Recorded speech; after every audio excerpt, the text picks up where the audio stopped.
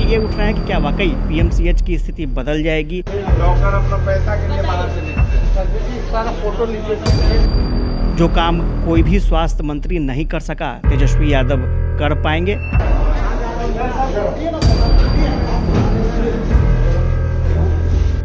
क्या वाकई PMCH world class hospital बन सकेगा?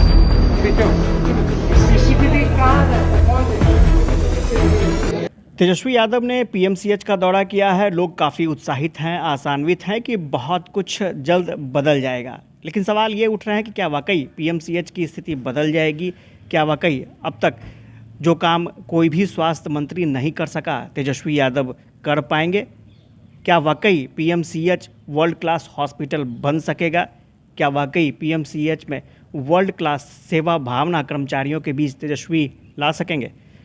नमस्कार, मैं हूं आशुतोष चंद्रा, आप देख रहे हैं यूबी न्यूज़। और इन तमाम बातों पर चर्चा करने के लिए हमारे साथ गुड्डू बाबा हैं, आप देख सकते हैं, और इनसे हम बातचीत करेंगे। और इनकी थोड़ी सी पहचान मैं बता दूं आपको कि गुड्डू बाबा लगातार पीएमसीएच में जो गड़बड़ियां रही हैं उसको लेकर के सवाल उठाते रहे हैं, न्यायालय में लड़ाई लड़ते रहे हैं, और इनको बहुत ज़्यादा अनुभव है। लेकिन इनसे बातचीत हम शुरू करें उससे पहले थोड़ी सी जानकारी मैं आपको दे दूँ कि पीएमसीएच की स्थिति है क्या। कुछ दिन पहले मैं पीएमसीएच में गया था न्यूज़ करने के लिए। उस वक्त मैं जी न्यूज़ में था, और उस वक्त क्या वाक़या हुआ था। डीएम की तरफ से एक गड़बड़ी को लेकर के जांच कमेटी बैठी थी, और वो जांच कमेटी पहुंची थी पीएमसीएच। और उस दरमियान एक अधिकारी हैं वहां पर जो पूरा मैनेजमेंट देखते हैं, उन्होंने ये धमकी दी थी कि मैं तुम्हारा कैमरा तोड़ दूँगा, मैं पीएमसीएच के जो भी स्टूडेंट्स हैं उनको बुलवा कर मैं तुम्हारी पिटाई करवा दूंगा, मॉब लिंचिंग करवा दूंगा, और सारा कहानी यहीं ख़त्म हो जाएगा। इतना भय था, इतना डर था उन लोगों के मन में कि कैमरा और माइक देखते ही वहाँ हड़कंप मच गया। तो एक छोटा सा उदाहरण है कि जब एक पत्रकार को इस तरह की धमकी दी जा सकती है तो आखिर किस तरह की गड़बड़ियों को वो लोग छुपाने की कोशिश करते हैं। और सबसे बड़ी बात है कि मरीज़ जो है, मरीज़ वो लाचार हैं, मरीज़ के हाथ में कुछ नहीं होता।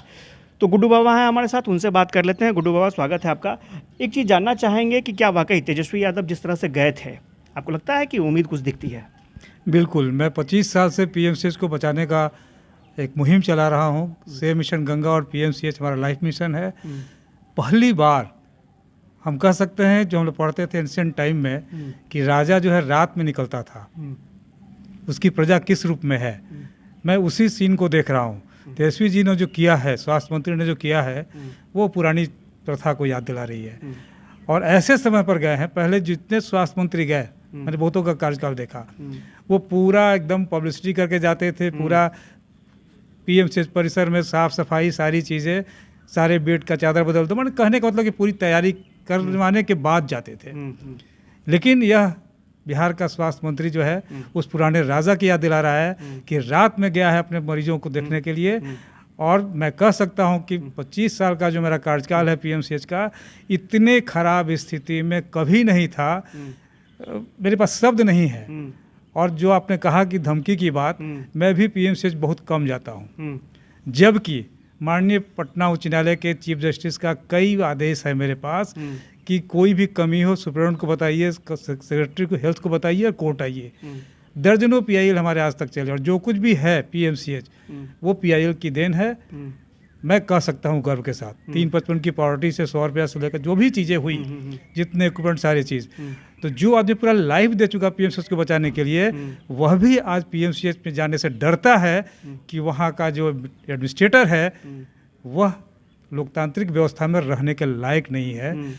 लोगों पे एफआईआर करता है, लेकिन उनका जो कुछ भी है बहुत जल्द सामने आ जाएगा। हमारी फाइट कोर्ट में उनसे चल रही है। एक चीज़ और जानना चाहेंगे गुड्डू बाबा कि आपने लंबी लड़ाई लड़ी और किस तरह की अनियमितता आपने पाई, आपने देखा?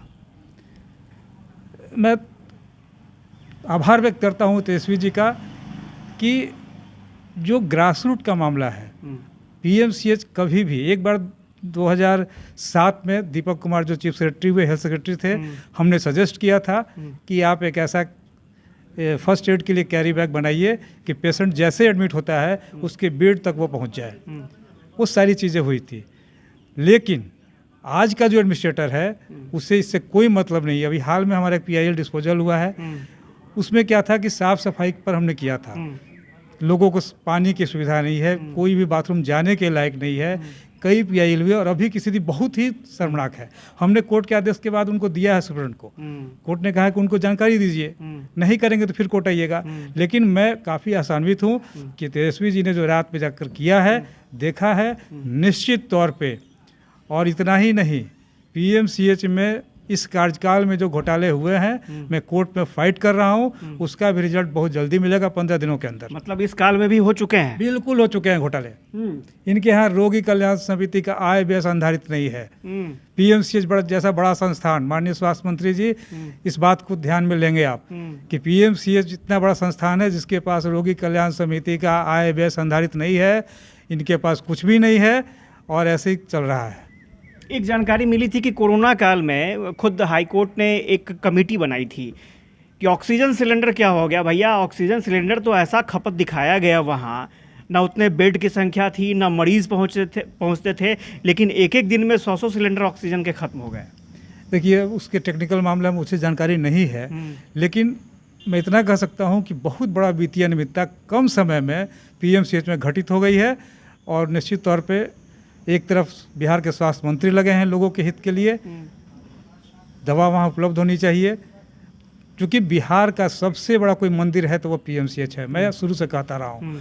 और उस मंदिर का एक बड़ा पुजारी मिला है इस राज्य को स्वास्थ्य मंत्री के रूप में। निश्चित तौर पे स्वास्थ्य विभाग खासकर पीएमसीएच की व्यवस्था सुधरेगी। मुझे एक और याद आ रही है घटनाक्रम की, दवा में घोटाला हुआ था, दवा खरीद में, और बहुत अनियमितता हुई थी, आपने लड़ाई भी लड़ी थी, क्या था वो मामला? दवा खरीद घोटाले से जुड़ा हुआ है, वो निगरानी कोर्ट में चल रहा है वो मामला। 17 लोग चार्जशीटेड हैं, मैं उस केस का मुख्य गवाह हूँ।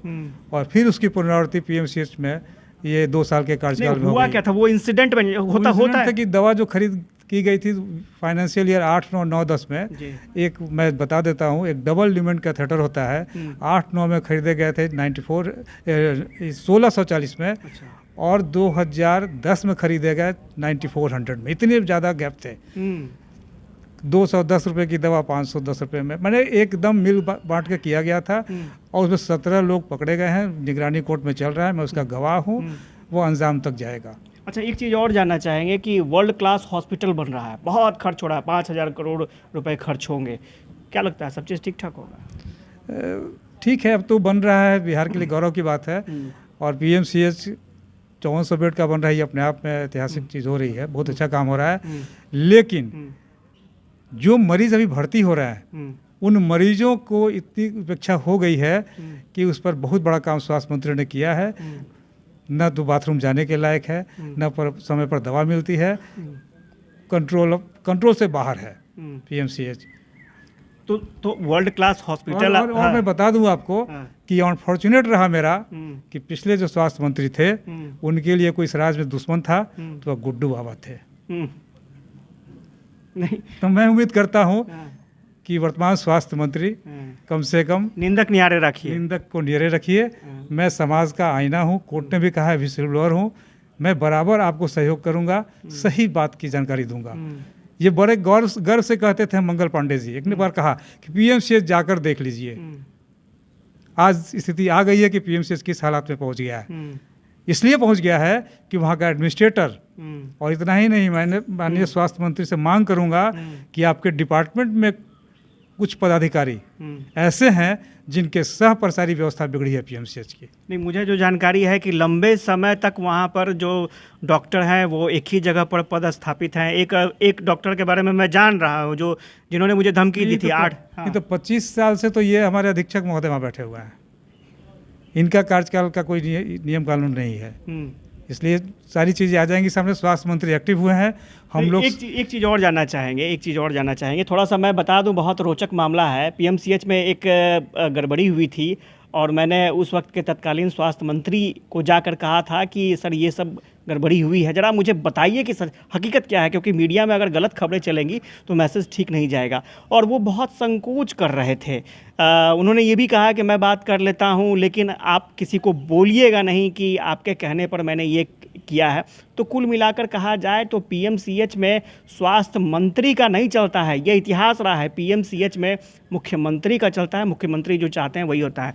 कितनी सच्चाई है गुरु? नहीं, इसमें हम कुछ कहना नहीं चाहेंगे, क्योंकि मुख्यमंत्री जो होते हैं पूरी टीम के लीडर होते हैं। हाँ। लेकिन मैं समझता हूँ कि स्वास्थ्य विभाग की प्रतिष्ठा बढ़ी है कि सूबे के उप मुख्यमंत्री को भी स्वास्थ्य मंत्रालय मिला है, ये प्रतिष्ठा बढ़ी है और इसका निश्चित तौर पे उस पर काम बहुत ज़्यादा होने जा रहा है। और एक चीज़ और है कि वर्ल्ड क्लास हॉस्पिटल आप बना रहे हैं, अच्छी बात है, वर्ल्ड क्लास सेवा भावना भी तो लाना पड़ेगा ना। एडमिनिस्ट्रेटर सही होगा, सब सही हो जाएगा। आप सबकी सुनिए। हाँ। और मैं तो कहता हूँ कि पीएमसीएच के लिए जब मैं काम शुरू किया था 1998 में, उस समय पटना के बड़े कैंसर के डॉक्टर थे, डॉक्टर रंगी प्रसाद वगैरह, पब्लिक की एक कमेटी बनती थी जो देख रेख करने के बाद वो फीडबैक देती थी सरकार को। उस तरह की एक पब्लिक कमेटी बना दीजिए, आपको सारी फीडबैक आने शुरू हो जाएंगे। चलिए, तो आपने सुना गुड्डू बाबा को, और बहुत आसान्वित हैं तेजस्वी यादव से, लेकिन बहुत चीज़ों का ख्याल भी रखना पड़ेगा, क्योंकि जो गंदगियाँ पीएमसीएच में हैं और उसे भ्रष्टाचार की गंदगी कह सकते हैं, उसे हटाना बहुत चुनौतीपूर्ण स्थिति है। लड़ाई जारी है, तेजस्वी यादव उसमें कहाँ तक सफल हो पाएंगे देखना दिलचस्प होगा। आशुतोष चंद्र, यूबी न्यूज़, पटना।